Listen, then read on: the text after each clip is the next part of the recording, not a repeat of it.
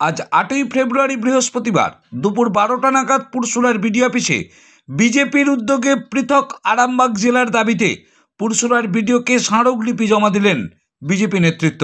আগামী 12ই ফেব্রুয়ারি আরামবাগে প্রশাসনিক বৈঠকে আসছেন রাজ্যের মুখ্যমন্ত্রী মমতা বন্দ্যোপাধ্যায়। বিজেপির আরামবাগ পৃথক জেলার দাবি যাতে মুখ্যমন্ত্রীর প্রশাসনিক বৈঠকে বিডিওর মারফত পৌঁছায়, সেই কারণেই পুরসুরায় এই স্মারকলিপি জমা বলে জানান পুরসুরার বিজেপি বিধায়ক বিমান ঘোষ। বিমান ঘোষ স্পষ্টতই সাংবাদিকদের জানান যে আরামবাগে মুখ্যমন্ত্রী আসছেন 12 তারিখে, সেটা কি আদেও প্রশাসনিক বৈঠক? যদি প্রশাসনিক বৈঠকই হবে তাহলে আরামবাগ মহকুমার যে 4টি বিধানসভা রয়েছে প্রত্যেকটি বিধানসভার বিধায়ক বিজেপির, কোনো বিজেপি বিধায়ককে এই প্রশাসনিক বৈঠকে ডাকাই হয়নি, এমনটাই মারাত্মক অভিযোগ করছেন পুরসুরার বিজেপি বিধায়ক তথা আরামবাগ বিজেপির সাংগঠনিক জেলার সভাপতি বিমান ঘোষ। আমরা শুনব তিনি কি বলছেন এ প্রসঙ্গে। দেখুন সেই ছবি। পুরসুরা থেকে অনুপ চ্যাটার্জি রিপোর্ট, নিউজ 7 সকাল লাইভ। ভারত মাতা কি মৌলিক হিসাবে আরামবাগকে আলাদা জেলা করতে হবে। বন্দে মাতরম বিজেপি ভারত মাতা।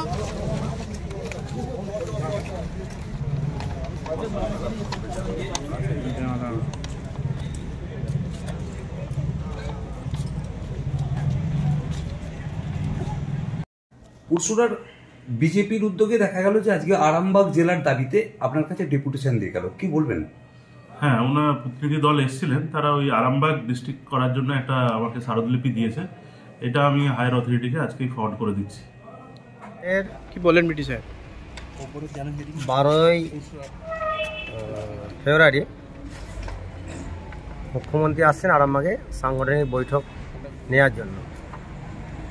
সেই উদ্দেশ্যে আমরা আরামবাগকে পৃথক জেলা করার জন্য আমরা একটা স্মারকলিপি নিয়ে আজকে বিডিও সাহেবকে ডেপুটেশন দিলাম।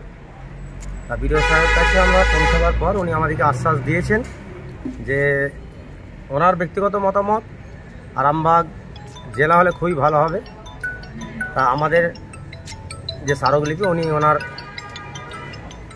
দপ্তরে উনি পাঠিয়ে দেবেন ডিএম সাহেবের কাছে এবং মুখ্যমন্ত্রী কান পর্যন্ত পৌঁছাবার জন্য উনি ব্যবস্থা করবেন, এইটুকু আমাদের আশ্বাস দিয়েছেন। আমরা ওনার কথা শুনে বুঝলাম যে উনি আমাদের পক্ষে আছেন। আপনার নামটা? আমার নাম পার্থ কুমার ঘোষ, পুরসুর বিধানসভা কনভেনার, বিজেপি। দেখুন, আমরা সবাই আরামবাগকে প্রশাসনিক বা সরকারি জেলা করার পক্ষে। যেহেতু মুখ্যমন্ত্রী এখানে হয়তো উনি বলছেন প্রশাসনিক বৈঠক নিতে আসছেন, আমি জানি যদিও এটা প্রশাসনিক বৈঠক কতটা সন্দেহ আছে, কারণ আমরা এই সাব ডিভিশনের 4 জন বিধায়ক এই বৈঠকে ডাক পাইনি। যদি প্রশাসনিক বৈঠকই হতো তাহলে উনি আমাদের কেন ডাকলেন না? ভিতরে নিশ্চয় ওদের তৃণমূল কংগ্রেসের লোকসভার ভোট নিয়ে স্ট্র্যাটেজি হবে, তাই দেখে। উনি যেহেতু আসছেন, আমাদের দাবি উনি এসেছেন, আরামবাগকে জেলা হিসাবে ঘোষণা করা হোক। শুধু জেলা হিসাবে ঘোষণা করলে হবে না, বিষ্ণুপুরকেও তো জেলা হিসাবে ঘোষণা করেছে, কিছুই হয়নি। ইনফ্রাস্ট্রাকচার রেডি হোক। ইনফ্রাস্ট্রাকচার না হলে কী করে হবে? এসপি অফিস চাই, এখানে সার্কিট হাউস চাই, ডিএম অফিস চাই, আর ইনফ্রাস্ট্রাকচার উনি সব কিছু একসঙ্গে ঘোষণা করে যাক। শুধু জেলা ঘোষণা করে শিলান্যাস তো আমরা চাই। এটা দীর্ঘদিনের দাবি, আরামবাগ জেলা হোক, এটা দীর্ঘদিনের দাবি। তো এটা কি হবে বলে মনে হচ্ছে? যে ভারতীয় জনতা পার্টির আরামবাগের প্রেসিডেন্ট হিসাবে এটা আমি সমস্ত পার্টির কার্যকর্তা, ভোটারদের পক্ষ থেকে এবং সাধারণ মানুষের পক্ষ থেকেও ওই দাবি জানাচ্ছি ওনাকে, উনি যাতে এটা করেন এবং মন থেকে করেন। ওনার তো 2 ধরনের হয়, উনি একটা নামকে বাস্তবে মানুষের চোখে ধুলো দেওয়ার জন্য করে, আর একটা যেটা করার ইচ্ছা থাকে সেটা ওনার ভাইদের জন্য করে, যারা ক্যাটার।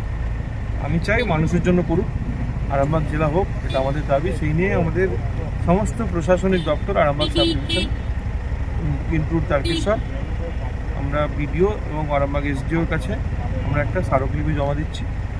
উনি এটা করবেন এই আশা রাখি, কারণ সব ক্ষেত্রে উনি নিরাশা করেছেন। আমরা চাইবো এটা যেন নিরাশা না হয়। বন্দে মাতরম। আরামবাগকে পৃথক জেলার দাবিতে বিজেপি লড়ছে।